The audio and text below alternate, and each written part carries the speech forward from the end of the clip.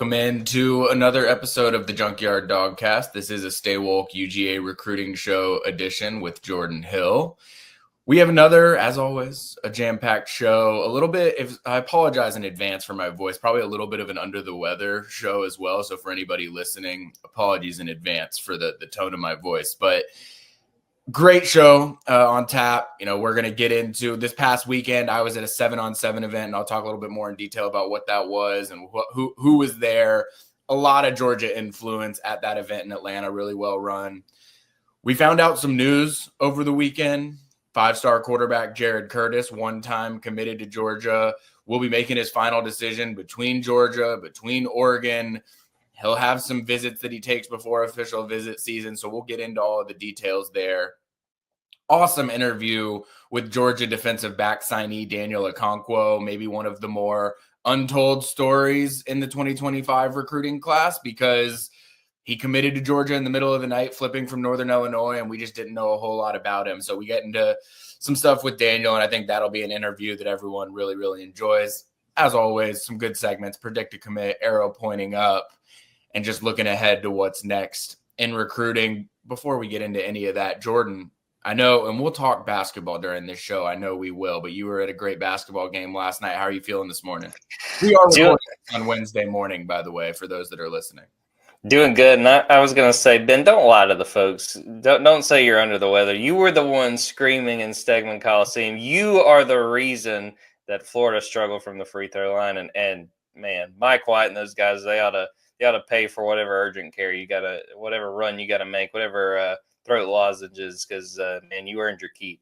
Yeah, that'll be a good teaser because we're gonna get into some things throughout the course of this episode. But per usual, I want the focus to be on originally talking some Georgia recruiting because I want this to be the home for people to be able to come and talk Georgia recruiting, hear what's going on now, in the future. And this past weekend in Atlanta, I'll say this, you know, for those of us that cover the 7-on-7 circuit or locally in Georgia, there are good events that happen in the state of Georgia. Like there are times that there are events like this, camps like this, where there's a lot of talented players. I'm not sure that I've ever been at a singular event like the one that I was at this past weekend that had just as many guys that could end up at Georgia as there were at this 7-on-7. And so for those that weren't paying attention to Dogs 24/7 coverage throughout the last few days, and honestly in the days ahead as well,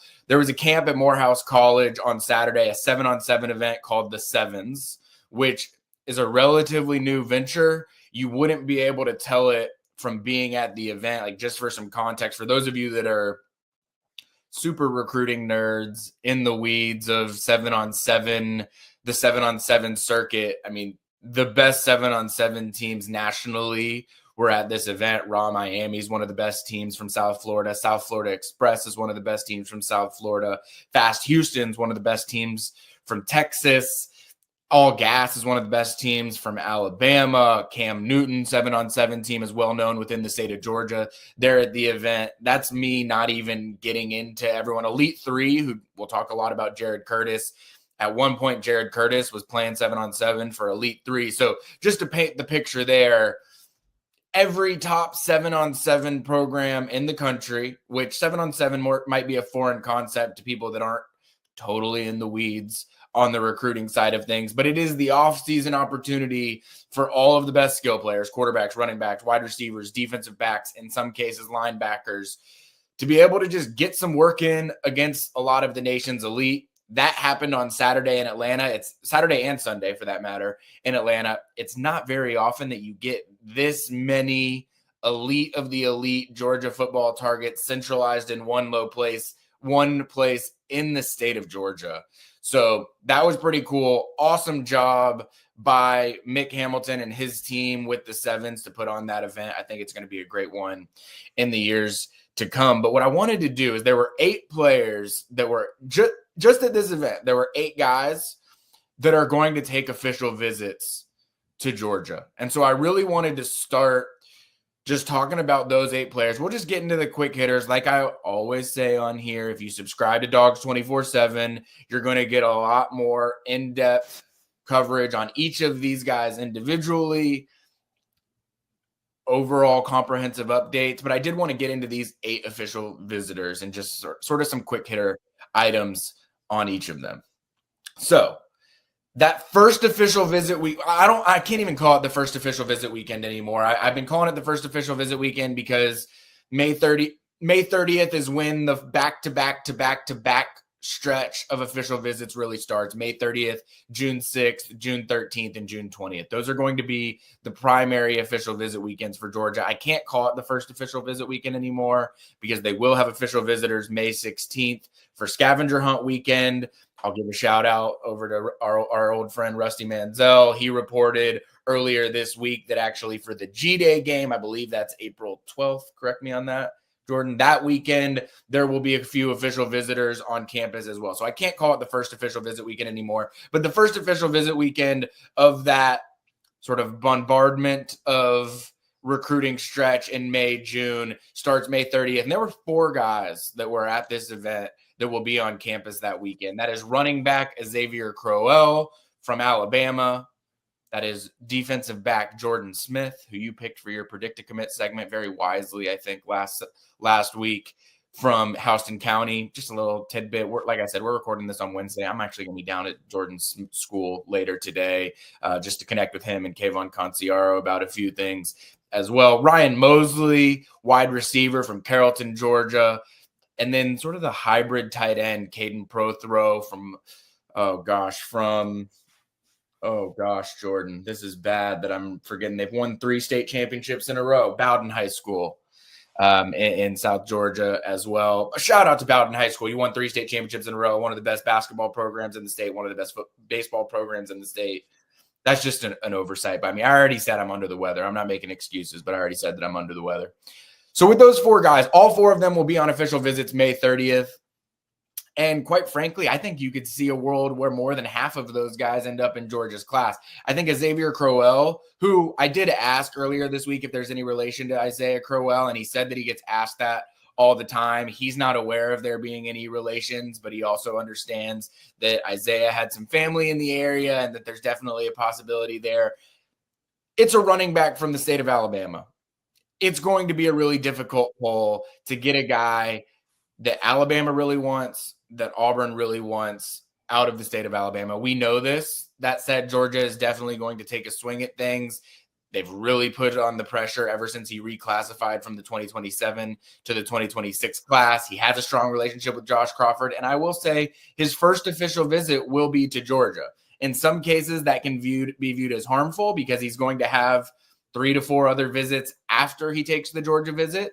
In some ways, that can be viewed as helpful because maybe they make a good first impression that nobody is able to catch the bar on. I would not prognosticate Xavier Crowell in Georgia's class at this time just because of that Alabama and Auburn pull. I know that that's really tough to beat. I will say he was wearing Georgia gloves on Sunday at the event as well, so you can never rule it out when they're making some fashion choices that are involving the school that you cover. Couple of guys that I would probably favor towards ending up at Georgia at this time. And remember, this is February 26th. We've still got spring practice visits. We've still got official visits. There's a lot that's very likely to change with all of these guys. But Jordan Smith from Houston County and Ryan Mosley from Carrollton, Georgia are a couple of guys that I think Georgia probably sits in favorable position for right now. I hesitate calling Georgia the leader for anyone, just because we're at a time of year where leaders can change. And I'll get into that in a second with someone that's probably not favoring Georgia. But it's just a hard time of year to say this is the leader and nothing's going to change because they're about to take 3 to 4 visits here in March, probably if they're going to spring practices. And then they're going to take 3 to 4 more in May, June when it comes to official visit season. And so I hesitate just outright saying that Georgia's the leader. But if I'm just going to say it right now, I know I've been teasing my mock class for a little while. I'm probably going to launch it on March 1st. So just anybody that wants to subscribe to Dogs 24/7 now, you're going to see the first mock class of the year on March 1st. So that will hit on Saturday morning. I think that you're very likely to see both of those 2 guys in that mock class. Not to tease the whole mock class, but just to let you know, like these are guys that we're talking about that I think you should feel good about being in Georgia's class right now. I'm all over the place with Caden Prothrow. I've talked about him. He could be a big wide receiver. He could be a tight end. I know that the relationship with Todd Hartley is really, really strong. It just feels to me like there's been this idea that Georgia is the team to beat and it's going to be really hard to beat them. And I'm just not sure that that's the case. I mean, he's like Crowell. He's going to take his first official visit to Georgia, and then he's got 4 to 5 others. I'd give Georgia as good of a chance with Prothro as anyone. But I just think that there's a lot of recruiting left to go on in that recruitment. And I think it becomes a fascinating one just because when we're talking about the tight end position, Georgia has Lincoln Keys in the class already. They'd really like to add Mark Bowman from Mater Dei. They've got a guy in Brock Harris from Utah who's likely to take a mission trip. And then there's Caden Prothro. And there's still other, I mean, I've mentioned a guy before, Matt Ludwig from Billings, Montana. I mean, he's probably going to take an official visit to Georgia as well. And so Todd Hartley, as usual, very organized, has a great group in place to be taking official visits, but I just think it becomes a fascinating conversation with Caden Prothro and the rest of the tight ends in this class to try and figure out who Georgia is likely going to sign at that position. Is there anyone that stands out to you out of that quartet, Jordan? I think it's just tight end in general. I mean, to your point, Georgia has recruited that position so well that I kind of compare it to what we see year after year with inside linebacker, where I go, well, they just signed, 2 or 3 guys. There's no way this next class will be able to add the talent. And, I mean, they just continue to do it. So it's a good position to be in if you're Todd Hartley. You feel good about what they've already got with Lincoln Keys, but they've got great opportunity with these other guys. It's just a matter of, on one side, who Georgia prioritizes, and 2, what these guys are looking for. But I think it never hurts when you got Brock Bowers playing like he is in the league. And I don't know if you saw this on Tuesday, Ben, but Brock's back on campus working on his degrees. So cool to have him around. I'd have to imagine if some of those tight ends are visiting in the spring, maybe have him pop by and give a few words on going to Georgia. Yeah, I did not see that. That's very cool. And to your point, I would be willing to guess Caden Prothro. I would think Lincoln Keys will get up for a spring visit. Mark Bowman, very likely I could see getting up for a spring visit as well. So yeah, having Brock Bowers on campus for that would go a long, long way. The other 4 guys that were at this Sevens event that are going to take official visits are all defensive backs. So I'm going to talk about all of them together, even though they're going to be at 3 separate recruiting weekends. I'm going to start with Jara Edwards, one of the top safeties in the country out of St. Francis Academy in Maryland.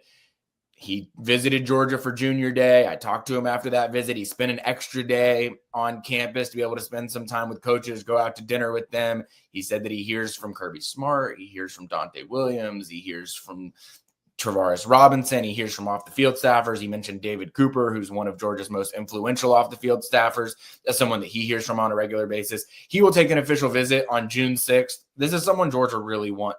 This is my first time seeing Jara Edwards in person, and he is a grown man.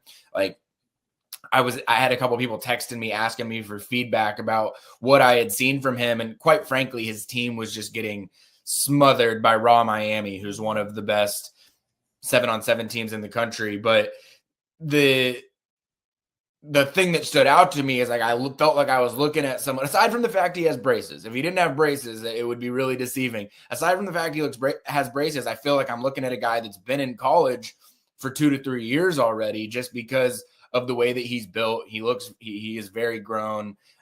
Someone that I know Georgia really, really likes. He brought up Malachi Starks. He brought up Lewis Seen as guys in the past that are kind of in his size and weight cohort that have been good fits at Georgia. And that's really what Georgia's selling to him at this point. A couple of guys that Georgia's trying to flip that will be at the June 13th weekend. South Carolina defensive back Peyton Dyer and Michigan defensive back Brody Jennings. These are also 2 guys that I would expect to be in Athens for a spring practice at some point. In Peyton Dyer's case, that's not hugely surprising. He's from Gwinnett County. It's very easy for him to get over. He's got a strong relationship. He'll be on campus for spring at some point. In Brody Jennings' case, he goes to Mandarin High School where Carson Beck went in Jacksonville. It's easier for him to get to Georgia than it is to get to Michigan where he's currently committed, but it's still not a super easy spring practice visit for him to make, knowing that he's going to be taking an official visit in June as well.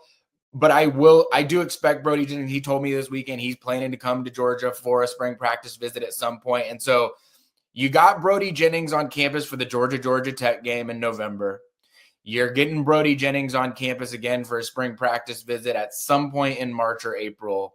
And then he'll be back June 13th for his official visit.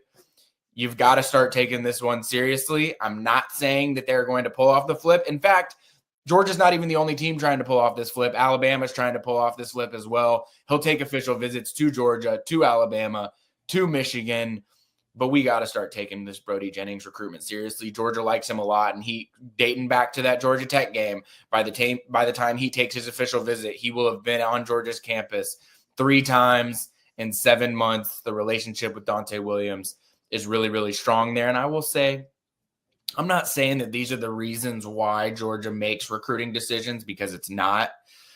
But last recruiting cycle, Michigan somewhat surprisingly flips surprisingly flips Shamari Earls from Georgia to Michigan. And coincidentally, we were just talking about a South Carolina defensive back flip commit. Shamari Earls actually flips from South Carolina to Georgia and then flips from Georgia to Michigan. I'm not saying that Georgia is pettily trying to, return the favor by flipping Brody Jennings from Michigan, but I mean, look, let's call it like it is.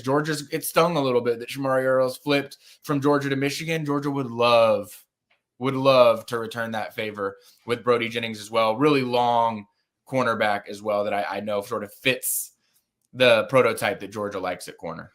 Yeah, I was just going to say, more than anything, if it, is payback, if that is any piece of that, that's one thing. But I think that tells you that, Georgia's defensive staff and Michigan's defensive staff are looking for the same kind of traits in cornerback. So it would make sense for there to be a little carryover here. And like you said, Georgia working really hard to flip Brody Jennings. Completely. Now, on the flip side of that, Georgia's trying to flip Peyton Dyer, trying to flip Brody Jennings.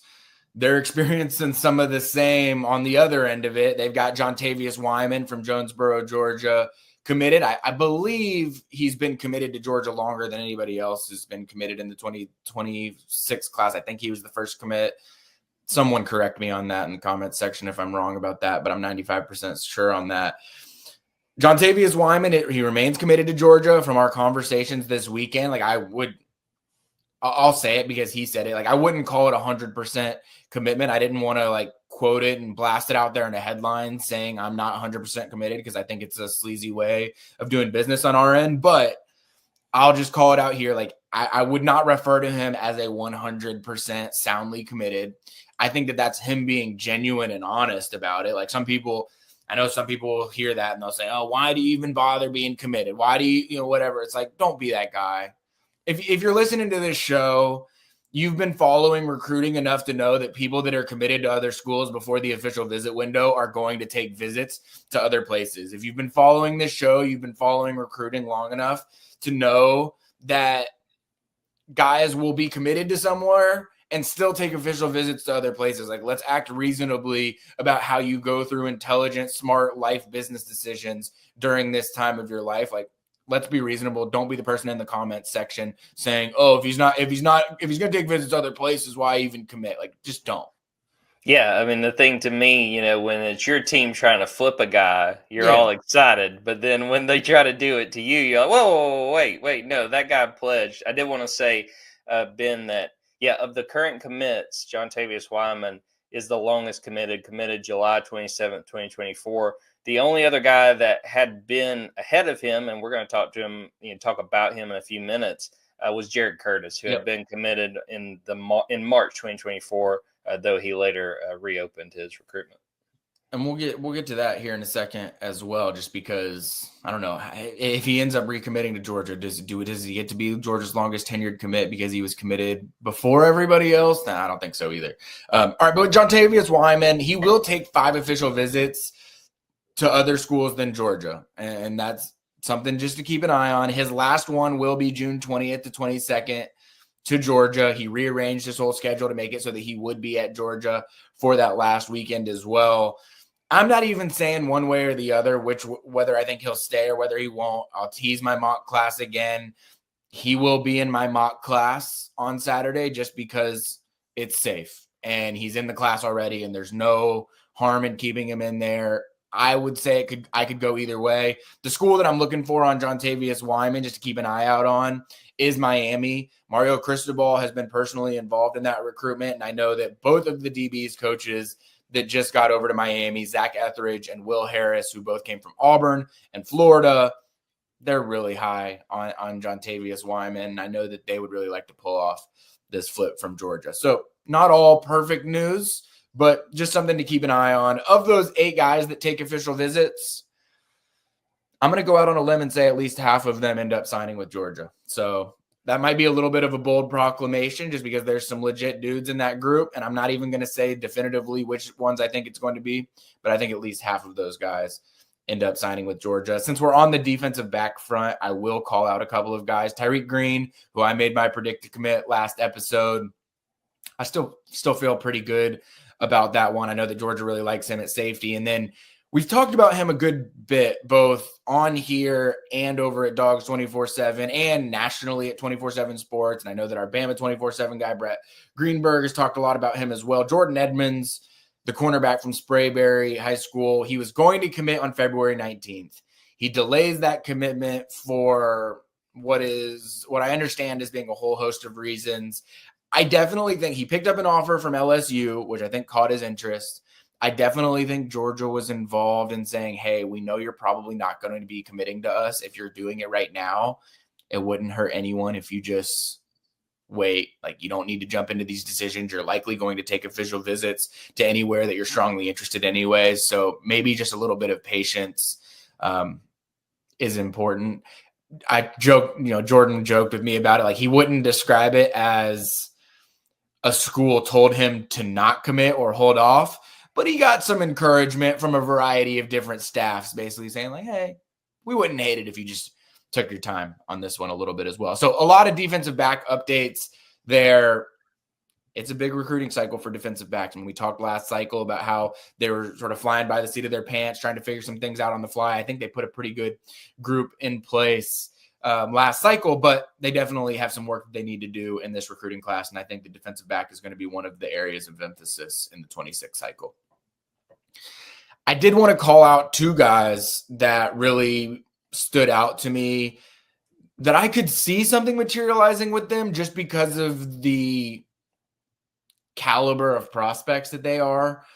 2 wide receivers. Calvin Russell is from Northwestern High School in South Florida, and Madden Williams is from St. John Bosco in California. So 2 premium programs nationally, 2 of the best wide receivers in the country. I think that Calvin Russell ranks as the number 14 overall player right now in 24/7 Sports rankings. Madden Williams is in the top 24/7, currently committed to Texas A&M. I thought they were 2 of the better prospects at the event, just in terms of dominating the point of attack, high point in the football, winning their one-on-one matchups. Both of these guys had great weekends. They both also told me, a little bit surprising to me, that there's heavy communication there with James Coley, in some cases with Kirby Smart. In Madden Williams' case, he's a childhood friend of Vance Spafford, who's currently committed to Georgia. He said that they started playing football together when they were 4 years old, and that he and Vance talk on a very regular basis about Georgia, just about wanting to go and play football in the SEC in general. Madden Williams does not have an official visit scheduled to Georgia right now, but he did tell me that he is working to try and get on a spring practice visit because he thinks seeing that might open his eyes as to why he would want to take an official visit to Georgia at some point as well. I know for those that, listening to this, you just got a heap of information right there on those guys that were at the Sevens event. Jordan, was there anything from there that stood out to you in particular? Well, one thing I wanted to point out and get your thoughts on, because you were just talking about wide receiver, preparing for these Stay Wolks, I'm always kind of going through, especially your notes, which, Ben, you've done a fantastic job. I would highly encourage folks to subscribe to Dogs 24/7. We had a handful of people subscribe just from that 7-on-7 VIP story alone that Ben had earlier this week. But I've been trying to get a feel for the receivers that Georgia really likes and that Georgia's in a good position. I'm like, hey, do any of these guys make sense as a potential predict to commit? We're making, over here with our recruiting service, with the Jordan Hill recruiting service, we've got our own board of potential predict to commits. but I feel like I don't have a great feel for what they want to do at wide receiver. Is that a fair read on it, or do you think that's kind of coming together quickly for Georgia on that front? Well, I think this is what life is like when you have James Coley as your receivers coach. He is, and this is not just to blow smoke up his ass, but the reason he was brought back after all the criticism that he got as offensive coordinator, and he was, a 1-year wonder at OC, and then it was gone, and there was a lot of narratives about James Coley within the Georgia fan base, which you are very well familiar with, Jordan. He was brought back because he is an elite recruiter. He can sign guys with the best of them. I mean, I was told, and I've said this on shows before, so this is me sounding like a broken record when I say it. I was told by someone, you hire James Coley as your wide receivers coach because you know that he's going to sign people on signing day. And he did that last cycle. It was proven. He did that out of high school. He did that with transfer portal recruiting. They're going to do the same thing. And so the reason why we're, at the end of February, it's smart as a position coach, have a big board. If you're a wide receivers coach, you might take 3, you might take 4, you might take 5. That question has not been fully answered yet. You want to have, if you're going to take that many guys, you need to have, 12, 15, 20 deep of a board of guys that you would feel comfortable taking in the class. And I think that's, why there is so much uncertainty right now. It's because James Coley has great relationships with so many of the best wide receivers nationally. As official visits start to get scheduled, I think we're really going to zone in on all right, this is mutual serious interest. But for right now, there are going to be names, I think, that come on spring practice visits. They are not on official visit calendars right now. But they are on spring practice visit. They will come on spring practice visits, and they will schedule those official visits at some point in June. Again, not blowing smoke up his ass, just the reality of the situation. He can recruit with the best of them. I did want to call out a couple of just other tidbits that I found interesting from being out at the event. Like I said, this is a national event. It drew, just for some context, obviously Cam Newton's there because his 7-on-7 team is there. But there were NFL guys all over the place. Ed Reed was out there. Jamal Lewis was out there. Clinton Portis, Champ Bailey was out there. There were some Georgia players that were out there as well. I ran into Ellis Robinson. He played for Raw Miami. He was out there supporting some of his guys. Actually, I was interviewing Calvin Russell, and Ellis Robinson poked by to give talk some smack to Calvin Russell as we were interviewing him as well. And so Ellis Robinson's out there. I saw Branson Robinson was out there with Jacob Hardy, Terrell Foster. I think that they were shooting some content for their podcast and their Instagram stuff that they do as well. They looked like they were having a good time while they were out there, and they were out there both days as well. So they were working. There's some guys on this Georgia football team. They're content creators just like us. Heck, they were working on Saturday and Sunday just the same way that I was. And so I wanted to give them a shout out on that as well. There was also a lot of young talent that was there. I'm not going to get deep into that really during this episode, but subscribe to Dogs 24/7 just because we'll be talking 2027 quarterbacks. We'll be talking what the future at certain position groups looks like. And this is a time of year where a lot of those important evals are going on with those position groups as well. You could have made a case that we probably should have led the show with what we're about to talk about here. The only reason we didn't is just because there was so much that came out of the 7-on-7 event that I felt we needed to lead with a bunch of intel on that front, whereas there's not as much intel on this side of things right now, but we do know that there's going to be here in the near future. And so 5-star quarterback Jared Curtis out of Nashville Christian High School. There was a world where he was going to be playing in that 7-on-7 event this weekend, but he actually had an off-season surgery as well. So he's recovering for the time being. But it was first reported by Hayes Fawcett at On3. I got to give appropriate credit there just because it's a big-time recruitment. And Hayes, not surprising, just given his role in the industry oftentimes, reported 2 different things this weekend on Jared Curtis that were very important from a recruiting standpoint. It's not news necessarily. If you've been following our buzz, this is a Georgia versus Oregon recruiting battle. That has been the case for a while. But as Hayes reported, it is officially down to 2 schools. It is Georgia and it is Oregon. That's where he's going to take his official visits. But I think probably the bigger news item, like that, yes, that was big. And I know that people that are on the outside looking in and aren't following recruiting every day, they probably saw the Georgia-Oregon thing, and that was the big thing, right? Like that was like, oh my gosh, it's down to these two schools. I had some people texting me that are just Georgia fans saying like, does this help Georgia's case now, Jared Curtis, now that it's just down to two schools? My answer to that was no, because it was always down to Georgia and Oregon. Like this was always going to be Georgia and Oregon. Like, yes, might he have been taking official visits to Auburn or South Carolina or anywhere else? Like it was a possibility, but this was always going to be Georgia versus Oregon. And so because of that, that part was not a big deal to me. The part that was a big deal was what Hayes Fawcett reported shortly thereafter. And that was that Jared Curtis will take two unofficial visits this spring. He will go to Oregon for multiple days from March 8th to 12th. And then he will go to Georgia for multiple days from March 13th to 16th. What do you know the date on Georgia's pro day yet? That should be the 13th, I think. Let me check real quick. It's always the Wednesday after they have started. So it would be March 12th would be the pro day. Okay. Well, I was thinking that he might be on campus for the pro day, which I thought would have maybe been a recruiting benefit for Georgia, because they would have been able to have Jared Curtis on there when there were just probably 32 NFL teams on campus. It would have been a pretty good selling point, but neither here nor there. He will be on campus at both places for 3 to 4 days.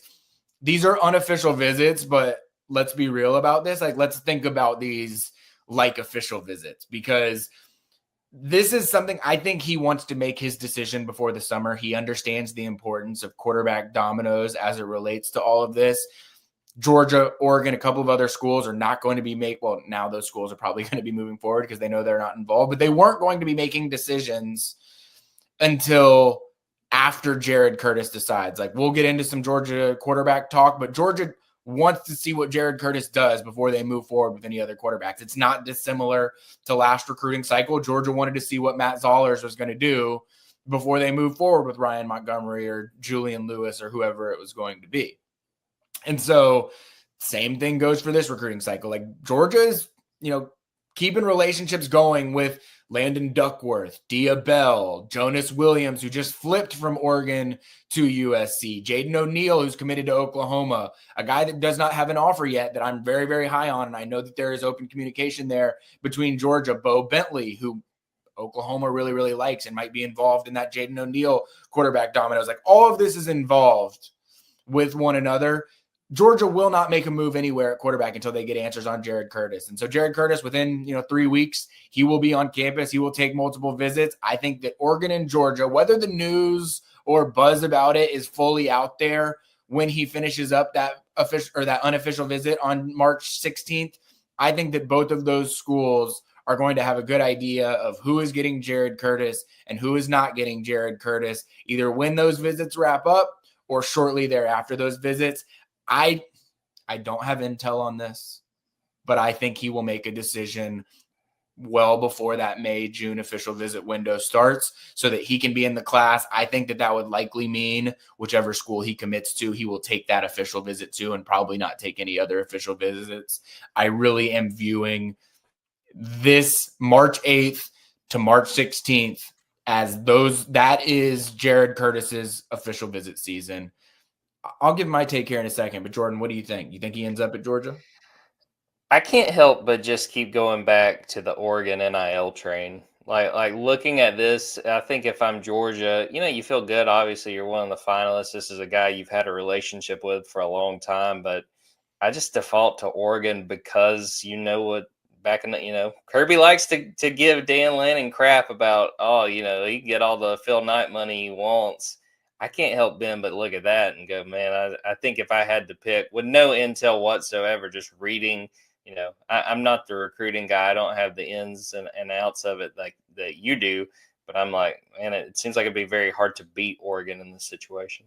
Well, I'm gonna give you an out here, Jordan, because this is just my personal opinion. I think anybody, and I mean anybody, like even the best reporters in the world in the recruiting space right now, I think everybody is guessing when it comes to what they think Jared is going to do, because I truly don't believe he'd be taking these 4-day visits to Oregon and Georgia in the next few weeks if he had already finalized his decision or he knew where he was going to go.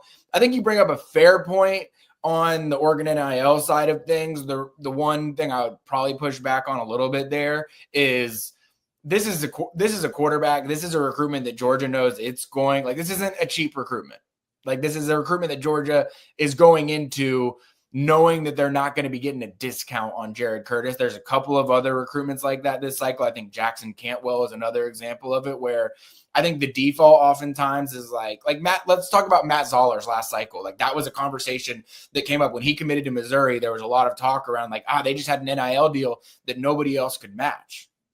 And I don't know the specifics of the dollar amounts on the deal, so I don't want to, act like I do. But just that was the conversation point about Matt Zoller's decision. And I think that in that case, it was someone that Georgia was not going to break the bank for because they had other options that they really liked, and they didn't see it as a recruiting cycle where they were needing to make that crazy splash at quarterback. This cycle, I think Georgia does. Like, Georgia has to make a move at quarterback. I think Georgia knows that it's going to have to be competitive financially to even have a chance with Jared Curtis. I do think Georgia probably learned some lessons a couple cycles ago with Dylan Raiola that you can't try and like lean on relationships at the quarterback position. Like, the market is what the market is for elite quarterbacks. You've got to pay up or you're not going to be able to survive in that space, or you're just going to have to take a completely different approach, or you're going to have to do like what Miami does and just try and find 1-year transfers that you're going to hit over and over and over again and hope that works out. So I agree that Oregon typically, across the board probably has some NIL treasure chest that Kirby Smart brings up that others, don't have the benefit of all the time. But I just think in a position like Jared at quarterback with a player like Jared Curtis, like, Georgia is not going to be going the cheap and easy route on this one. That said, I think I still favor Oregon. And the reason for that is I just find it so hard to see a guy recommitting at this position. Like, had Jared Curtis, to me, if he was really feeling as strongly about Georgia, or that Georgia was for sure the choice, he would have just stayed committed to Georgia throughout all of this. Now, the pushback on that side of it would be his family hired an agency. They're going through the process the way all quarterbacks should go through the process. And it probably makes matters easier from just a negotiation standpoint and a relationship standpoint for him to be completely uncommitted and approach it that way. So that might have been something that was recommended from the agency side of things, and I wouldn't be shocked about that as well. But it just, him recommitting to Georgia just feels less likely than him choosing somewhere else to me at this time.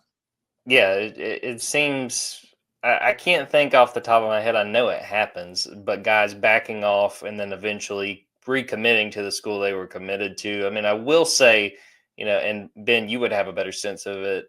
I don't get the sense that there were hard feelings from Georgia when that happened. So you have to think, obviously they're one of the finalists that Jared Curtis really likes Georgia and sees that as a possibility.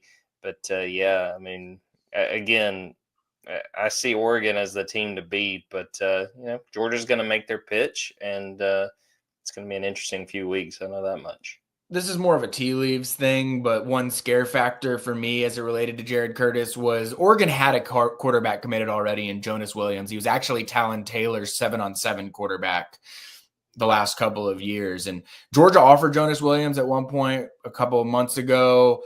He flipped from Oregon to USC over the weekend, and clearly there's some reasons for that. Like, Oregon has gone pretty all in on Jared Curtis. He probably realized that he needed to build some relationships elsewhere, but I just don't get the sense that Oregon would have been so readily willing to let a guy like Jonas Williams flip out of their class if they weren't feeling really strongly positioned for Jared Curtis. Now, that could turn out to be just complete gut feeling that's wrong, because he very well, if Jared Curtis commits to Georgia, it might just be a case that Oregon said, screw it, we're going to go all in on Jared Curtis, and this is just the way that it's going to go. And if you miss on him, you miss on him. You can probably live with that because you've got Dante Moore in house for a little while now.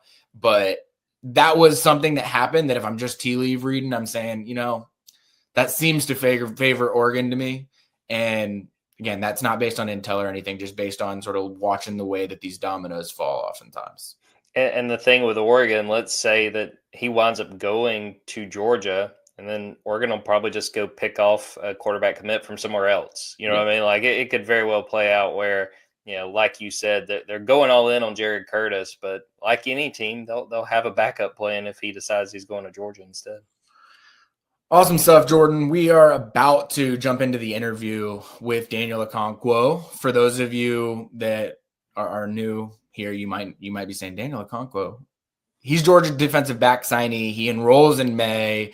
Probably going to play a little bit of nickel for Georgia. Might be able to play some deep safety. He could probably return kicks, which we talk about as well, even though he hasn't really talked about that with Georgia. But I thought it was a really awesome interview. Super savvy guy. It makes sense why Georgia, takes a flyer on a guy like this at the end of the recruiting cycle, flipping him from Northern Illinois. Not your traditional signing day news, but something that I really wanted to get into with Daniel. And I think you're really going to enjoy this interview just because he's a smart dude. Before we do any of that, as always, I highly recommend a subscription to Dogs 24/7. You can go to dogs247.com and subscribe today. As I always say, if you get a full subscription to Dogs 24/7, you also get a Paramount Plus subscription, which I think is a great little, tack on to your Dogs 24/7 subscription. Please like and subscribe to the YouTube channel. Subscribe to our podcast on Apple Podcast or Spotify, wherever it is that you get your podcast. Follow Jordan at Jordan Davis Hill, and follow me on Twitter at Benjamin Wolk and on Instagram at Stay Wolk 24/7. We're going to hit a quick ad break, and then we will be back with an interview with Daniel Okonkwo.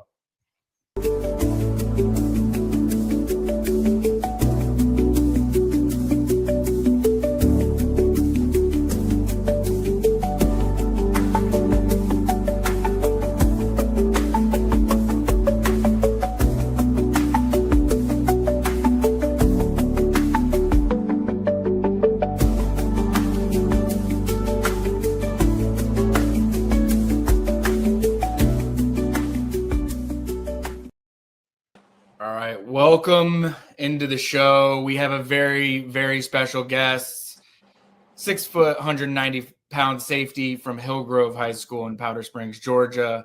Defensive back signee, Daniel Okonkwo. Thank you for joining the show, Daniel. Yes, sir. Thank you for having me. How'd I do on that last name right there? Perfect. I had to ask. I've tried my best to get it right, but I know it's one people probably get wrong every now and again. So I wanted to make sure all I got the it time, right. man. All right. Well, let's start with an easy one. I know you're on winter break right now up at Hillgrove. How long until you actually enroll at Georgia? Well, the latest I've been hearing is May 27th, but with my graduation happening about a couple of days earlier, I could maybe move in a little bit earlier. So no later than, a couple of days before June. So I'm sure you're counting down the days. Do they have like a workout plan, or they just give you a playbook or anything like that? Well, they haven't given me a playbook or anything yet, but the strength coach, he gave me a little booklet to start, kind of focusing my program on the kind of things that they focus on. But I'm on my own program with a trainer that I go to for strength and conditioning. So I go there about 4 days a week, and I'm staying on top of that for sure. So, No doubt. Do you know who you're going to be rooming with yet when you move in? I can tell you if they're going to be a good roommate or not. I have no idea, but it'll probably be another summer rollie. So, okay. Yeah. Maybe Rayshawn Dinkins, stick with the defensive backs, possibly. Possibly, because I was on an official visit with him. He's cool though, so I wouldn't mind being with him at all. So, yeah. When did you all go on that official visit, by the way? The last weekend of January, so the 31st to the 2nd.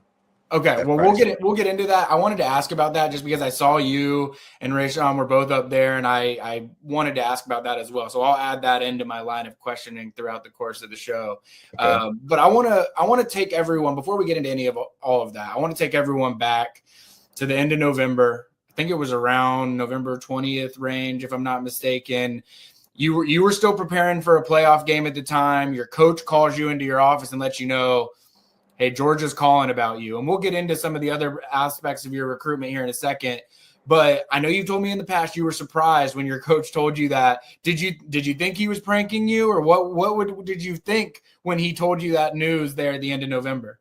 Well, since I was a late bloomer, it was to the point where every day he was calling me about a new school. Knew that other new school was interested in me, whether they offered me or not was, it kind of deferred for different situations. But it was just cycling down, just like Oregon State, Georgia Southern, just go down the list, and then Georgia came up, and then I wasn't surprised because it's just so many schools going through the mix, but it's the fact that it was like University of Georgia trying to, get on me so late.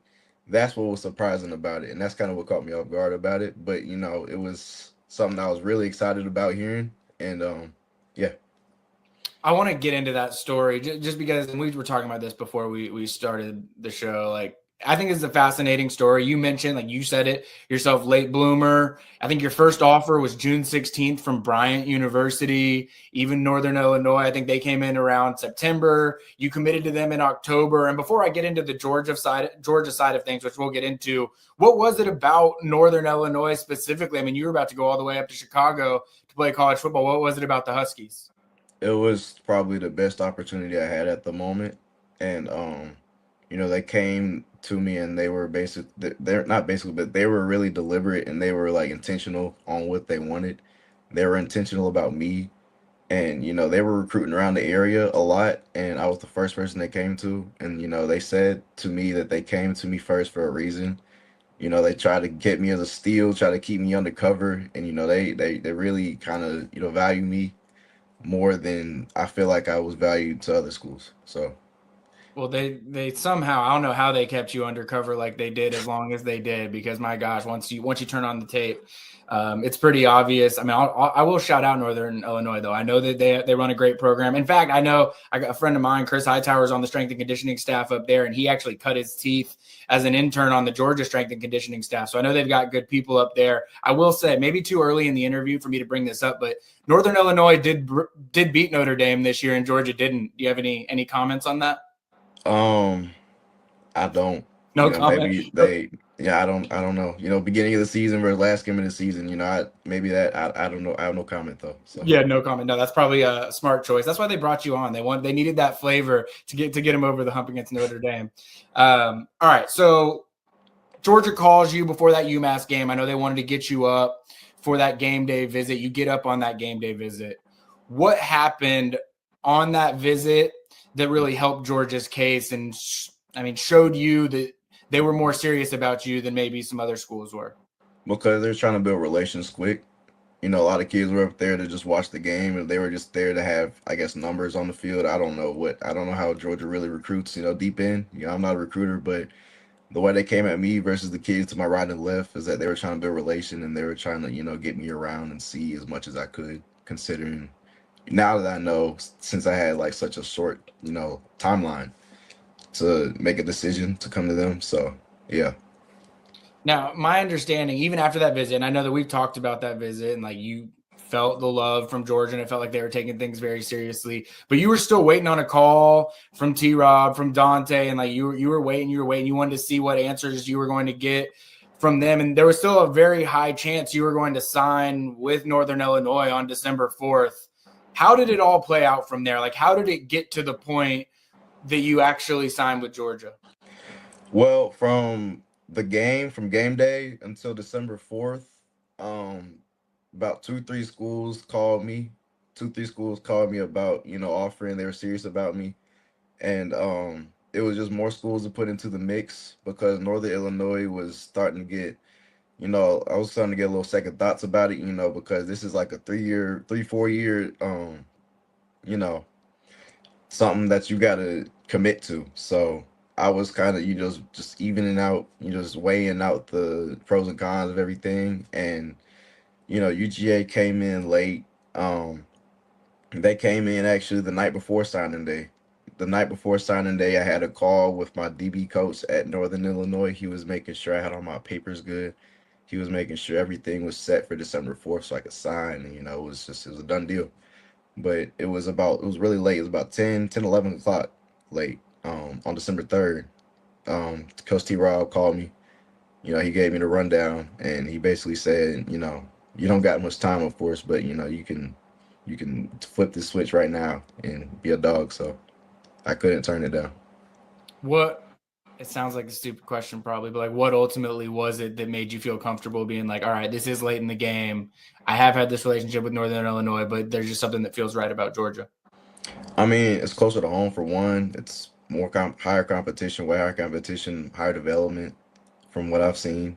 You know, of course, you can't really be accurate from the outside in all the time, but you know, I got to meet with the coaches a lot, and I've seen what they produce, and I like what UGA produces. So how long after that conversation with T-Rob did you actually make your decision? Not even 30 minutes. Did you let him know like 30 minutes later? Yeah, it was always a lingering thought, you know, because we were waiting for a call, of course, and we were like, if he calls, then, you know, it's just going to have to, you know, who knows what's going to happen. But yeah, he called me, and, you know, he called my head coach. He talked to my parents, everything. We had a little conversation, and yeah, that's what happened. I think these are the best recruiting stories personally. I know that when you're living in it, sometimes it can be a little bit stressful because you just don't know which way things are going to go. But obviously for you to have that stick-to-itiveness and say like, you know what, I'm going to wait for this call. I'm going to wait to be able to have that conversation. Like, I think it shows a lot. Now you end up, even though you make that decision on the 3rd, you didn't let everybody know about it until like almost the middle of the night on signing day. I think it was like 11:50 p.m. if I'm not mistaken. Is that right? Mm-hmm. Yes, and just for some inside baseball on my side of things, like it was a pretty low key signing day for Georgia. Like they had everything figured out. There were a couple decisions that they were waiting for, but once those things played out, I thought that my day was done. I think I called it a night around like 11 o'clock. And then I wake up to texts and calls being like, hey, Georgia's getting another commitment. You know, what's going on? And just for some context, I mean, me sleeping through your commitment, which I think I woke up like right after you had announced it, me sleeping through that would be the equivalent of you having slept through like the Peachtree Ridge or Carrollton game at the end of the season. Like it was, you know, crazy stuff. But you end up doing that in the middle of the night. I feel like people probably don't know, you know, as much as they should about you and your game because of it. What do you think people should know about what you're bringing to Georgia's class? I'm bringing basically every physical aspect you can think of. I'm real strong. I'm in the weight room. I'm fast. You know, I have IQ. You know, I'm a developing player, of course, because I started high school late, so I have a high ceiling. I have a very high ceiling, and you know, I've got the mentality. I'm well rounded. I'm well rounded. I can say for myself. So For sure. yes, sir. I know you mentioned there that a couple schools other than Georgia reached out to you late. Who else was reaching out at the end? Old Dominion reached out to me. Oregon State reached out to me. James Madison. Um, and I'm probably forgetting a couple, but it was a lot of schools. Georgia State. Not the highest of the highest, but you know they're competitive schools, of course. No doubt. Well, let's get into your game a little bit. We talked about it a little bit there, and you know, I'll say it like we have our ranking services. We have you ranked as the number 107 safety in the country, a 3-star, number 126 in Georgia. I'm sure you look at that stuff and you shake your head. I mean, I literally just told you 24/7. Well, I was sleeping on you on signing day as you were making your commitment. What are we missing? Like, what should we know about your game and what your difference making qualities are on the field that people are going to learn about over the next few years? Well, for one, for people looking outside in, of course, I always like to mention that the rankings. I don't look at the rankings, and I don't really take them personally because the fact that you know I had my junior year cut really short, and that's the biggest year of recruitment the kid can have. You know, I broke my shoulder, and I was out for about 6 games.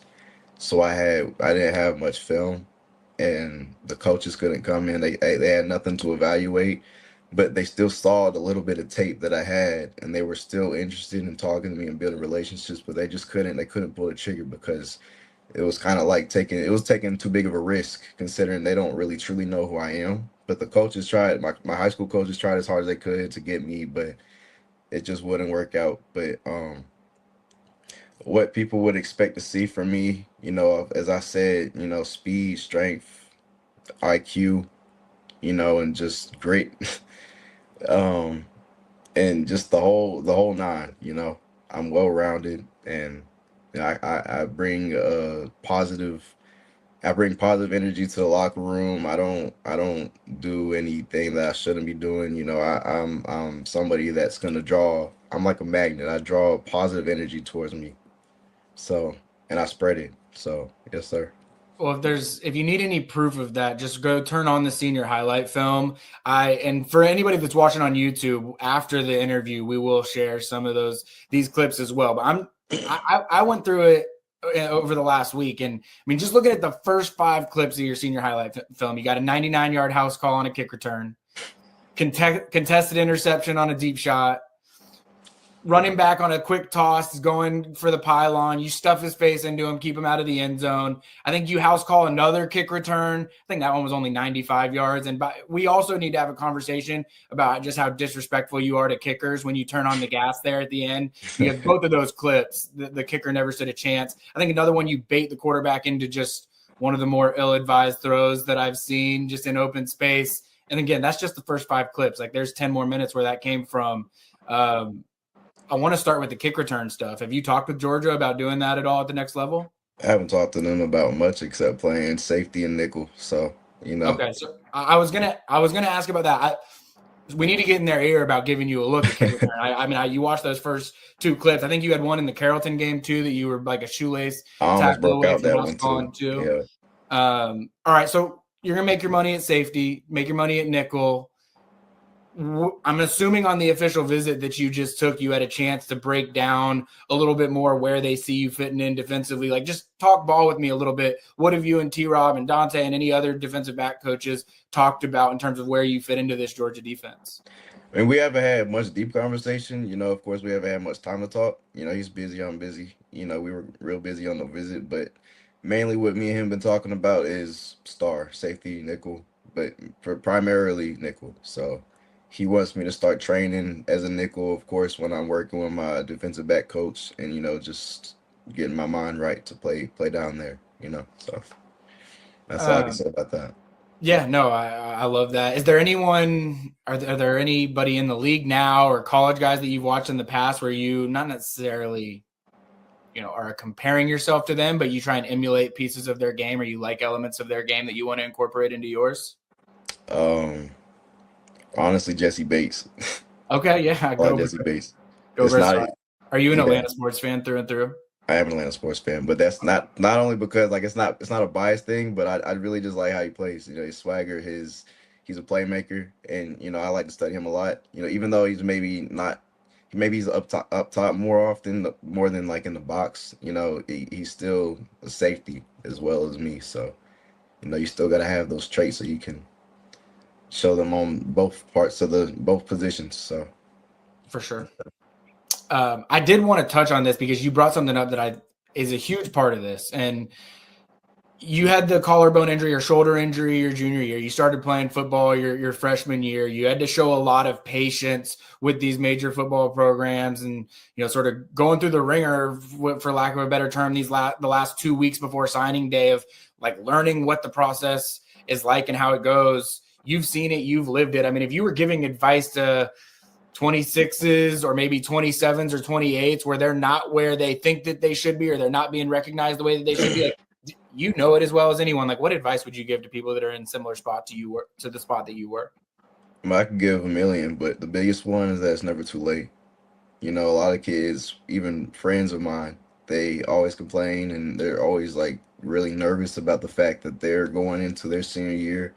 They're going into their senior spring, senior summer with 1 offer, 0 offers, 2. I had 0. I got my first one in the middle of the summer. So, it's never too late. They're going to find you if you can play.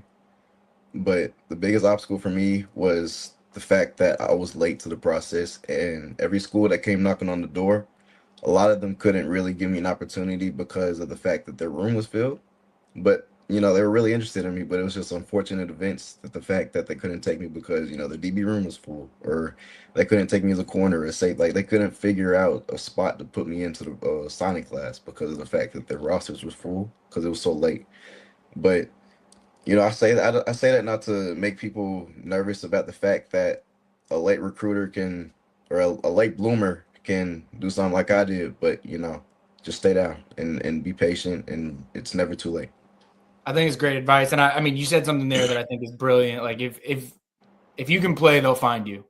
Mhm. And for some guys, it might happen like it did for you, and other guys it might not be till their sophomore or junior year, and all of a sudden NFL teams are starting to take note. But like the reality of it is, like if you can play, they will find you, and that there's just no question about that. But it made me think of something else. Like Georgia calls you at the last minute. Like a lot of guys, whether it be pride or ego or whatever it is, or they would have not been willing to wait the way that you did, or when they finally got that offer from T-Rob, they wouldn't have been willing to say yes as quickly as you did. What was it that made you want to bet on yourself? Like I think that we've talked about this in the past, but like you're taking a leap of faith, but I think it's one like you believe in yourself, and I want to know what it is that made you want to take that leap of faith. What makes me take the leap of faith is that if you take away all the stars and rankings from everybody, I line up right with them. I can compete with them in anything except the stars and the rankings and the offers, because I didn't have all that. So I feel like it's just nothing but some work to make your way up the depth chart and find your way on the field. And even Coach Smart said that if you can show that you can run fast or something, you can show that you're worth something. Like Jan Jackson started running. He was doing the summer conditioning or something. He said, I forgot the story specifically, but he said that his speed was like on the catapult, because they had like a little catapult system where they like measure speed and all that. He said his speed was like crazy, and they started seeing him even as a true walk-on. They started seeing his speed, and they started focusing on seeing what he really can bring.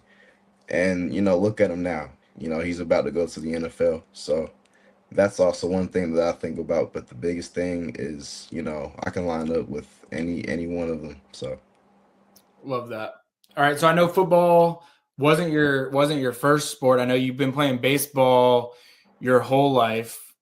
Like, tell us about your baseball game a little bit. I know you play outfield, but tell us about your game. I started playing baseball when I was 6. I played all the way through my junior year of high school. I'm not playing this season, of course. I've got bigger things to focus up on. But my initial goal was to play college baseball, actually. So I've always had this thing. I've always had this mentality of I've got to make it out to make it a college. Play college sports. I've always had the little kid dream of playing in the league. But as you get older, you start weighing out whether you want to actually do that or pursue a real career. But that league goal was always in my mind, and that reaching it to the top was always something that I had to achieve. And me switching from baseball to football was nothing but just flipping the switch, just kind of just taking a little turn. It's still the same goal, but it's just different sport. But my baseball game, digging deep into it, I play outfield. I play specifically the corners. I'm fast out there. I'm a ball hawk out there and on the field, football field. But I've got the power when in the plate. I can hit. But yeah, I gave it up for as I said, bigger reasons. So I mean, we mentioned this earlier. Being an Atlanta sports fan, I'm assuming you're a Braves fan. Yeah. Are there any Braves in particular that were your inspirations growing up? I didn't really grow up watching the Braves, but yeah, I just kind of just played the sport. I didn't watch it very much.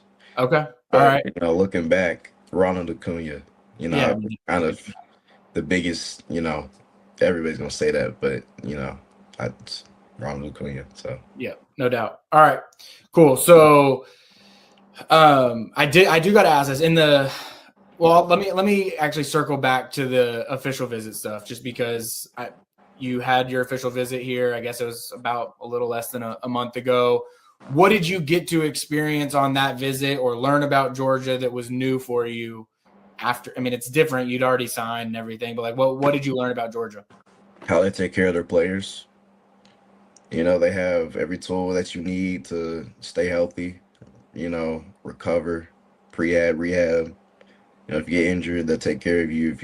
If everything. They have, people that'll help you pursue goals outside of football. They have people that'll help you be set for life. They have people that'll help you when football's out the picture. But from a football standpoint, they develop you hard, they coach you hard. They, of course, you see that they produce a lot of dogs, and I like that a lot.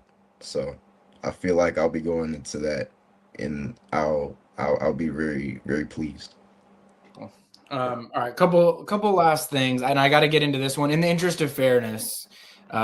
Your last win of your high school football career was against Peachtree Ridge, which is my alma mater. You won 30-14. Have you met Dennis Uzochukwu yet, the offensive lineman from Peachtree Ridge that signed with Georgia? I've never met him in person, but I saw him. I didn't see him, or actually, I did see him in the game. Of course, we had a little words back and forth about one of my teammates. But we texted on Instagram for a little bit, kind of just about whether I was coming to the summer or not. We've had a little communication, but haven't really talked to him much. Well, I was going to ask you, great dude, by the way. I'm not just saying that because he's a Peachtree Ridge guy like myself, but I had him on our show before they enrolled, and he had actually knocked Peachtree Ridge had knocked North Atlanta out of the playoffs, so he had beaten Chase Linton, who also signed with Georgia, out of the playoffs. So I got to ask him whether he'd gotten a chance to hold that over Chase's head at any point. Since you haven't gotten a chance to talk to him yet, I guess you haven't gotten a chance to hold it over his head, but No. I'm assuming you'll take the opportunity to hold it over his head when you get the chance to. Hey, when I get the chance, for sure. All right, Yeah. cool. Well, I'm going to end on a weird one. You're Daniel Okonkwo. You go to Hillgrove High School. Chig Okonkwo plays for the Titans. He went to Hillgrove High School. But you guys aren't related at all. What are the chances of that? Not that I know of. So I can't even tell you. Not that I know of. Our parents, our grandparents are not, but maybe somewhere down the line. But Y'all have had a chance to meet and acknowledge that weird coincidence, though, right? Yes, for sure. I met him before, but yeah, but nah. Awesome. Well, Daniel, I really appreciate you coming on the show. I know, for starters, your journey is just a fascinating one. I also think it's a really educational one for others that are going to go through the process. Like you said, if you can play, they will find you. And that is certainly the case. Georgia found themselves a good one in Daniel Okonkwo. Only a couple more months until you finally get to enroll in Athens. But once again, I really do appreciate you coming on the show. Thank you again. Yes, sir. Thank you. I like that dude a lot. I've heard the phrase signing day special used as it relates to Kirby Smart a few times. Just the guys that they flip or add on signing day. It's worth keeping an eye on because it's usually like, what did Georgia see? What did they know? Why were they waiting until the very end to try and make that happen? And then for them to want to pull the trigger right there at the end, I think it says a lot. Jordan, what do you think of Daniel? Very impressive. In a minute when you're talking, if you want me to pull up the highlights, we can do that. But enjoyed hearing him. Great perspective to hear from the player side. This happens every once in a while where Georgia adds somebody late. I think about Eric Stokes a few years ago, and that wound up working out for Georgia. Glad you covered the Chig Okonkwo question because I was like, I wanted to hear his perspective. Not shocked, Ben, that he went with a no comment on the Notre Dame situation, but no, very cool. A guy I think is very easy to root for. I think that he's a guy that, he's not going to play right away, which a lot of these freshmen aren't, but I like the story. I'm always going to root for a guy who's talking about Ronald Acuna. So, and that was interesting too, that, at one point it was baseball that he was sort of looking at, and now he's got this path to Georgia football. It does make me feel a little bit old when I ask a question, who did you grow up, which Braves players did you grow up watching? And his answer is Ronald Acuna. Like that sort of was a little dagger to the heart when I heard him say that, but a good choice nonetheless. Absolutely. I'm like, have you heard of Andrew Jones? And, he probably would have just shook his head no. We called this out during the interview, but for those that are watching on YouTube, we'll have some clips running as well. But this is a dude.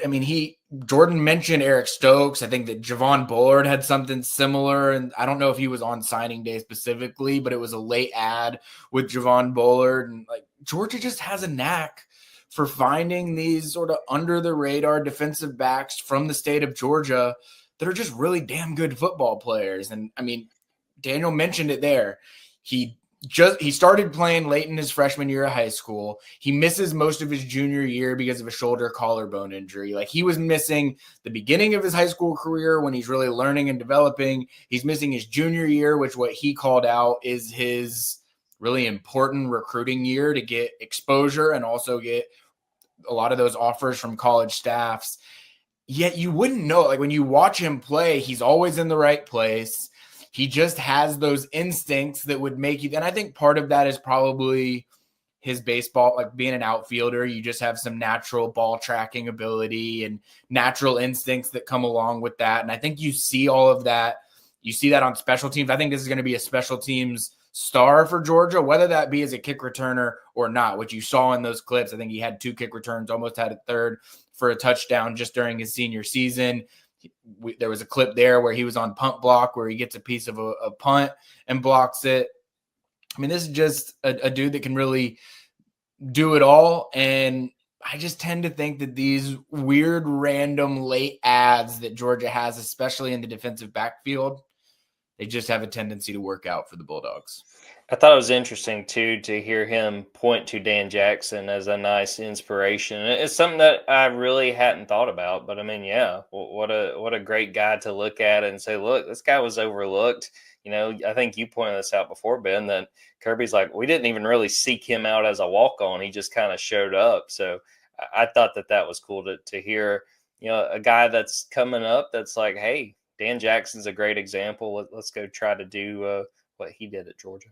I will also bring this up because I know, like, I asked Daniel the question, like, which schools really came at you at the end. And, you know, you hear Old Dominion and James Madison, and you may not, you know, they don't blow you away. They don't have the same impact that Ohio State or Alabama would have if those were the teams that were coming after him. Like, it would sound differently, but I'll say this: Old Dominion and James Madison wanted this dude really, really badly. Oregon State, I can say the same.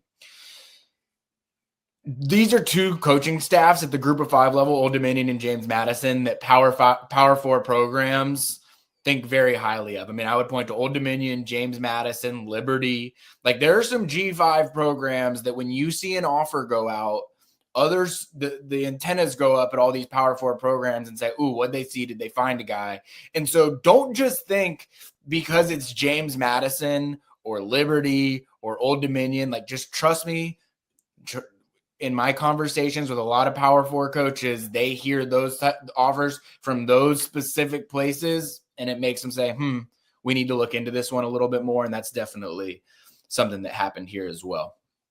All right, we're going to wrap up with a couple of our favorite segments. I'm going to start with arrow pointing up. Jordan, I'll let you start.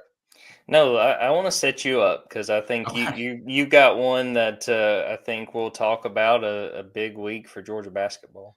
Yeah, so I've got 2 actually. So I'm gonna start with we're gonna call her what are we gonna call her? The Stegman Screamer. I think is someone that was a nickname that I know people are trying to latch on to the Vandy Whistler and they're trying to find a new phrase. But for anybody who's like, this is a Georgia football recruiting podcast. What in the hell are you talking about?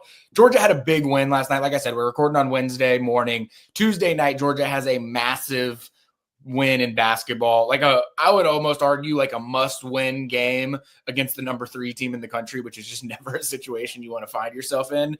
But Georgia really had to win that one. They find a way to win it after going up 26 points, almost blow it, find a way to salvage it right there at the end. Honestly, just a great win, and we can get into the game a little bit more if you want to as well. But if you're watching on TV, which I know you're not, and my understanding is that you can't really hear it in the arena, so it takes away some of the effect. But if you're watching on TV, I promise you know who the Stegman Screamer is. And I'll say, I'm going to give a shout out. I'm going to have to pull a name up real quick. So just bear with me for just while you do that, Ben, I'll pull up my clip of yes, please. Hey, shout out to the Stegman crowd. They're like, look, do not storm this court once this game ends. They put a 90-second timer up. Let's get Florida off the court. Here was the scene. If you're watching this on YouTube, if you're listening to this, I'm pulling up the clip that I got once the crowd rushed onto the court. I mean, just super cool. People are asking me, I don't know that I've ever seen the court rush at Stegman. So just super cool. And shout out Mike White. This was against his former team. That there's part of him that has watched the, ascension that Florida has had since he left. That has to sting to see the success Todd Golden's had. So to do that, to beat the number 3 team, to really bolster your chances of making the NCAA tournament, super cool. So if you've been listening to these games, I remember hearing it for the first time for the Mississippi State game. Every time the Mississippi State was on the free throw line, you heard just an absolute shrieking sound going on the TV audio. Like if you search shrieking or screaming or something like that as it relates to Stegeman Coliseum during these Georgia games, the Mississippi State game and the Florida game in particular, I promise you're going to hear a lot of commentary about it. Maybe some mixed opinions, let's put it that way. Maybe not even that mixed. I think a lot of people have been very, like, oh my God, this is unbearable. I want to give a shout out because I have the stat on it from last night. As this was happening, everyone was saying, man, Florida can't make their free throws. I went back and looked at the stats. She was there for the Mississippi State game. She was there for the Florida game. Mississippi State shoots about 70% from the free throw line. They shot 33% from the free throw line when the Stegeman Shrieker was there. And then Florida is shooting about 72% from the free throw line. At the time that I put this out, I think they were shooting 50% from the free throw line. I think they ended up shooting just about 62% from the free throw line last night. So well under their season average, and it was way worse earlier in the game. In fact, Florida's free throw shooting is a big reason why they were in the deficit they were in to begin with. So I want to give a shout out because results are results. You could be annoyed when you're listening on TV, but at a certain point, whether you can hear her in the arena or not, it is impossible for me to, at this point, ignore the results of the Stegeman Shrieker, Screamer, whatever we're calling her. But I want to give a shout out to Gracie Salisbury. I put this tweet out on about the stats behind it, basically saying like, hey, look, it's a little obnoxious, but the results are what the results are. She sees this. She replies, she wanted to call it out that it was Gracie Salisbury was last night, and her friend, also part of the Spike squad, was from the Florida game. So she wanted to give fair credit and say that it's not one person individually, it's a group effort.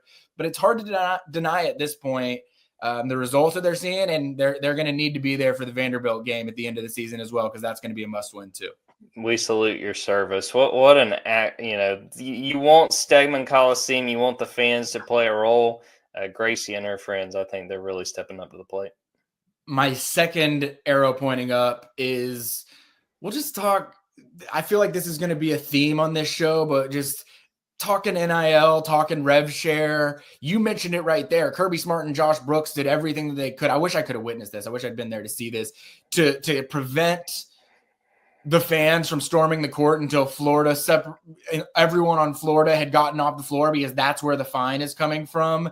And I know what Josh Brooks and I know what Kirby Smart are thinking. Like, do not storm the court because it's going to cost us money that is going to be valuable revenue share, NIL related money for these players. I think Dennis Gates, the Missouri coach a couple of weeks ago, goes on the microphone with like 2 seconds left and is like, don't storm the court. We need that. And then in the post-game press conference, he's like, yeah, we need that money for NIL. Like, it's as simple as that.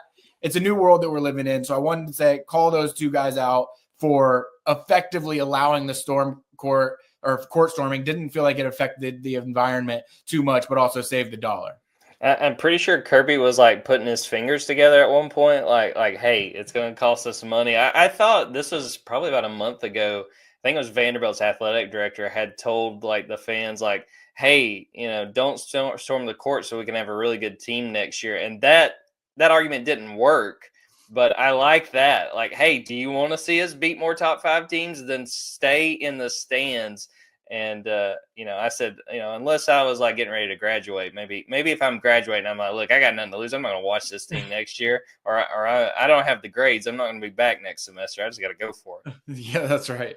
I will also call, on that arrow pointing up on the NIL front, while we've been on this show recording it, our friend Mark Weiser from the Athens Banner Herald actually reported on the revenue sharing dollars, something that we've talked about really extensively in the last Stay Wolk UGA recruiting episode, but he got some very, some detailed exacts on what that money is going to look like. He referenced the $20.5 million that Georgia's athletic department will get for revenue share. We talked about that dollar figure specifically in the last show, but it does seem like football is going to get 75% of that revenue share dollars, which is equivalent to about 13.5 million. I think the number I was going with last episode was 14 to 15 million. So a hair under that.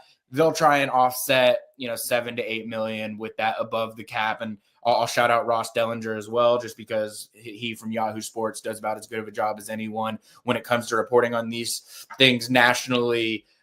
Said that, talking about that over the cap dollars, non-school NIL deals that pass through the clearinghouse, as he puts it, are what can push rosters above that salary cap, which is sort of what we talked about in terms of real NIL deals that, again, they've got to pass NCAA clearinghouse, but that's how you're going to offset that. All right, Jordan, what's your arrow pointing up? Couple of things. First off, arrow pointing up G-Day. We were at the Athletic Association board meeting on Tuesday, and I asked Josh Brooks about G-Day, about the future of the spring game for Georgia, because we're seeing teams like Texas, Nebraska, I believe Ohio State as well, going away from spring games. Josh Brooks said they're going to have G-Day this year. He said, you kind of can't commit year to year because of just how much things are changing, but he talked about that, he appreciates Kirby Smart, someone who sees value in the spring game. And I got the sense, they're not going to commit to it, but I would be surprised in 2026 and on if there's not a G-Day. And for me, Ben, as someone who grew up as a Georgia fan, like that's music to my ears. I mean, we didn't go to a ton of Georgia games when I was younger, but we always went to the spring game. And it was kind of a tradition with me and my dad. We would go there, go to the spring game. We would go up the road to Gainesville Speedway, just a little local short track, and watch racing that night after we would go to Athens. So for me, I'm always one for the spring game, more so for like families. A lot of people aren't going to drop the money to bring little kids to games, but, I think G-Day is like $5 to get into. I'm always for giving the fans an opportunity to get out, very low-key game, not a lot of stress for anyone involved. I'm glad that it's going to be played this year, and I'm hoping that we continue to see that in years to come. I like that one. And Josh, Kirby, I know y'all both listen to the Stay Wolk UGA recruiting show every single episode. I know it. So if you're listening, we've seen the numbers. Don't lie. We've seen the numbers. It's got to be y'all that are doing this, but please just put the Masters on the big screen. I know that you're going to have some replay clips and things like that, but please, we want as many people in Sanford Stadium as you do for these G-Day. I like the environment. I'm with Jordan. I love G-Day. It's just something that has a special place in my heart, but just let us have the Masters too. I understand the calendar has made it so you've got to finish spring by April 14th so that you can get out on the road and start recruiting, but just let us watch the Masters while we're in Sanford Stadium, please. If you want to see grown men openly weep, give us Gunnar Stockton throwing a touchdown at G-Day while we see a perfect putt on the big screen at the Masters. And I'm not trying to, Josh, I'm not trying to say hey, there needs to be a new big screen, but if you had a bigger screen in Stegman, and I've covered some teams that have some ridiculously massive screens in their football stadium. You have a little bit bigger screen. I mean, you could do a perfect split screen, full replays on one side, full Masters on the other side. I don't think you have enough time to be able to get that job done, but just spitballing for next year. Well, not with that attitude, Ben. My other arrow pointing up, I had a chance to go back to Auburn, which is a place both of us have spent a good bit of time. I went back this weekend because Georgia basketball was playing Auburn. Was impressed with that game, even though Georgia lost. But arrow pointing up, Wildflower Bakery in Waverly. Ben, I had never been here. This is a place that came highly recommended from friends like Justin Ferguson and Nathan King. It was fantastic. We had a few different croissants. I know that there was a biscuit that they raved about. If you go back to Auburn, Ben, go out to Waverly. It's like 10, 15 minutes outside of Auburn. Wildflower Bakery. It was fantastic. I think one of my hottest takes that I ever gave on Justin Ferguson's Auburn Observer podcast, he asked me, what's your hottest Auburn over Georgia take or Auburn over Athens take? And I think it was that I like the Auburn food scene as much or more than the Athens food scene, which would be some people would just find that to be an egregious take. now that I've been back in Athens for, 5 years, 6 years now, my take might have sort of gravitated to the mean a little bit, and I feel strongly about both of the food takes on both sides of things. You can't go wrong, I think, either place. I'll shout out another place that we went the week before, Botanic. If you're there for brunch, it is so good. I don't think it was around while we were still living there, but yeah, Botanic in Auburn is fantastic too. Awesome. All right, my favorite segment, Predict a Commit. We're only going to do one today. I know that I've gotten carried away. I realize now it's like if I start doing 2 every episode, we're going to look up and Jordan and I are both going to have like 60 predicted commits on each of our sides. So I needed to pump the brakes a little bit. But just as a quick refresher, and if you're watching on YouTube, Jordan has our graphic pulled up, and the faces are a lot smaller. The faces and names are a lot smaller than they were when we first started this. And we're looking at maybe, sprucing up our graphic. But for the time being, just a refresher. Jordan has running back Derek Cooper, linebacker Tyler Atkinson, defensive lineman Carter Lucky, tight end Mark Bowman, defensive back Jordan Smith, and offensive lineman Jared Smith. I didn't realize last episode you took both of the Smiths as both of your picks. And then on my side, I've got offensive lineman Graham Houston, defensive back Zach Fort, which I already get a little check mark next to. Want to let the people don't forget that. Running back Jay Lamar, offensive lineman Desmond Green, defensive back Tyreek Green. I didn't realize I've got the Greens, you've got the Smiths. So I guess we got to keep that going. And then offensive lineman Jackson Cantwell, who just scheduled his official visit to Georgia for June 6th to 8th as well. I'm going to start today with my first pick, and I'm going to go with someone that we've talked about in this show. We've talked about in previous shows. Just from some conversations that I've had over the last week or so, I've almost picked this guy for some previous Predict to Commit episodes, but because there was just enough gray area out there around his recruitment, I wanted to get some better answers before I did this. I am predicting a commit, wide receiver Ryan Mosley from Carrollton High School.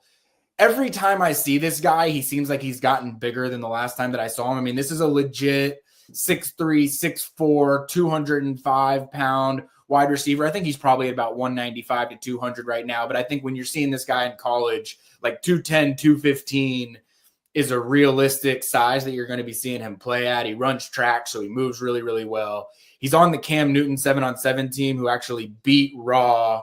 That was a little bit of an upset, just especially given some of the defensive back pedigree that Raw Miami has. And Ryan Mosley was the key target the entire time. I mean, they were really forcing the issue to Ryan Mosley. I know there was one touchdown that he had that I think really sealed the deal for the Cam Newton team.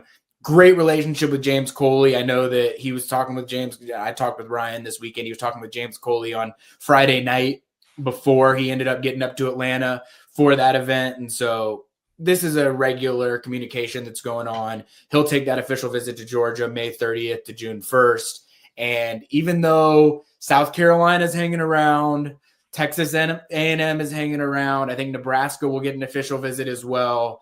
There's just something about the place that Georgia's in right now that I think they're going to be hard to beat. Yeah, that was one that was on my board because, again, we talked about receiver, trying to get a feel for it. I think you should feel really good about that pick. I think that he's got a chance to be a part of this receiver class, and I think it's one of those situations where Georgia did such a good job of adding to the class in to the team, I should say, in the 2025 class. And you go, can Georgia do it again? And I think they can, and I think Ryan Mosley would be a big pickup. I agree. All right, Jordan, who you got? All right, I think we're getting to the point with these where we've kind of run out of the guys we feel really confident in, or they're like, okay, these look very obvious. But I'm going to go with one just down the road, and I'm going to go with Kamari Brooks, a edge rusher from North Oconee. This one's not going to be easy. You just look at some of the teams that are competing for Kamari Brooks: Alabama, Clemson. But I feel like, Ben, what is going to benefit Kamari Brooks as far as his chances of going to Georgia is how things played out this last year with the Prince Avenue defensive lineman Christian Garrett. Christian Garrett, where it was like Georgia felt really good about getting him, and then he flips to Georgia Tech, and then Yeah, there was even some talk late. Oh, he may wind up back in Georgia's class. That didn't play out, but yeah, I mean, you've got Landon Roldan there, a photo, there Great photo. with, yeah, I mean, that photographer, what an outstanding job. But no, Kamari Brooks, I think that with the local connection, with another need at the edge position, this is one that I think is a long way from being done, but the local guys, I think that Georgia's going to take care of those guys and try to keep them home. It's not going to be easy, but I think Georgia winds up with Kamari Brooks. I've been flying by the seat of my pants a little bit with some of these. Like, I obviously have a pretty good pulse on what's going on. So we get on these shows and I don't necessarily have a board in place. And so there's some guys that I just haven't been on my board necessarily. That happened with Jordan Smith, which I can't believe he wasn't on my board since I was the one that put out his official visit graphic. He should have 100% been on my board, and that was an awesome pick by you. I think that even after this past weekend where I've had some conversations, I think that you should feel even better about your Jordan Smith pick. Kamari Brooks is another one that I didn't have on my list of guys that I thought that I was going to predict yet, but I really like that pick. I think you're onto something. If you want to pick up doing Georgia recruiting coverage all spring long, I'm happy to go take some vacations or something like that. Maybe we can look into that, and at least if I can hit on some of these, when I get my season predictions wrong on Georgia, I might look. I can't be perfect at everything. I gotta miss every once in a while. Yeah. All right. So Ryan Mosley, wide receiver from Carrollton, Georgia. Kamari Brooks, edge rusher, could probably play linebacker, could probably play tight end. He's just a really, really solid athlete, great basketball player as well from North Oconee High School. I like that pick from Jordan a lot as well. All right, y'all. Appreciate everybody for tuning in for another episode. We're likely not going to have one next week. Have a couple of conversations in the works for who the next interview is going to be. If you have any suggestions, feel free to tweet at me at Benjamin Wolk. You can DM me. You can DM me on Instagram at Stay Wolk 24/7. We do have an email address as well. Can you tell me, what is that? staywolk247@gmail.com. Shoot us an email with, any reviews, any feedback, but also anybody that you'd like us to interview as well. If you do review us on Apple Podcasts or Spotify, send us a screenshot as well so that we can know that you're tuning in. As always, subscribe to Dogs 24/7 Sports or Dogs 24/7. So like and subscribe to the YouTube channel. Leave us a 5-star review. Anything that will make Jordan and I, feel like, we've done our job in performing this show for you. Like I said, probably not going to have an episode next week. Think that we will probably have one sometime mid-March once visitors start rolling in. And then, once we get into April, I mean, it is really, firing on all cylinders from a recruiting standpoint. So appreciate everyone. Appreciate Daniel Okonkwo for being on for the interview. I thought that was really great. Until next time, I'm your host, Benjamin Wolk. I'm here with Jordan D. Hill. This was the Stay Wolk UGA